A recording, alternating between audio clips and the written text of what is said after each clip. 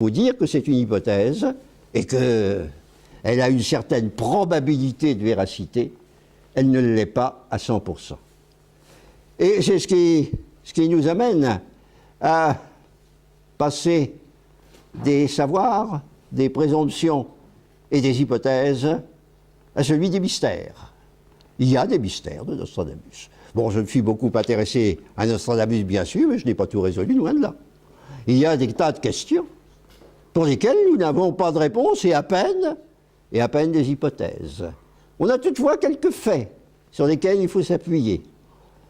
Et il y a deux questions qu'on pose à propos de Nostradamus et qui n'ont pas jusqu'à présent reçu de réponse certaine, ni même peut-être probable. Pourquoi Nostradamus, qui depuis 1550 écrivait chaque année des almanachs qui se vendaient très bien, a-t-il éprouvé le besoin d'écrire des centuries?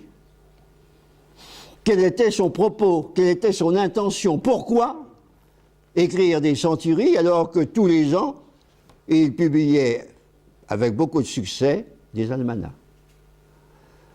Alors, sur quel fait peut-on s'appuyer? Ben, il y a un fait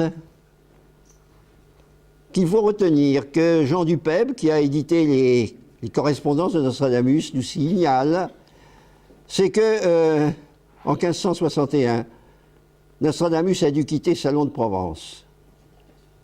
Il a dû quitter Salon de Provence parce qu'il était suspect de protestantisme. Et on sait, on en a les documents, qu'il s'est réfugié à Avignon. Et même qu'il a été arrêté à Avignon sur l'ordre de Charlemagne, de Charles IX, qu'est-ce que je dis Charlemagne, sur l'ordre de Charles IX par le lieutenant de police, le lieutenant général de Provence, qui a écrit, après l'avoir arrêté à Charles IX, une lettre assez amusante pour nous, où il dit « J'ai arrêté Nostradamus comme vous me l'avez dit, qu'est-ce que vous voulez que j'en fasse ?»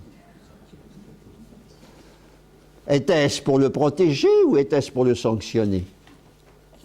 Nous n'avons pas de réponse, si ce n'est que 2 mois après, Nostradamus était libéré. Seulement, ce qu'il faut retenir de cette petite anecdote, c'est que Nostradamus était, dans son milieu, suspect de protestantisme. Or, si vous lisez les centuries de Nostradamus, vous verrez qu'elle présente tous les caractères d'un catholicisme intégriste. Alors peut-être y a-t-il là une hypothèse selon laquelle Nostradamus aurait écrit des centuries, entre autres, pour se donner une image de marque différente de celle que lui reconnaissait un certain nombre de ses contemporains. Est-ce une des questions que nous pouvons poser? Bien entendu.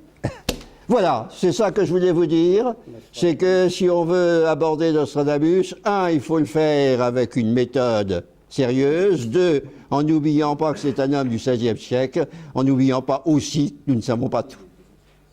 Voilà. Merci. Comme question un peu à ce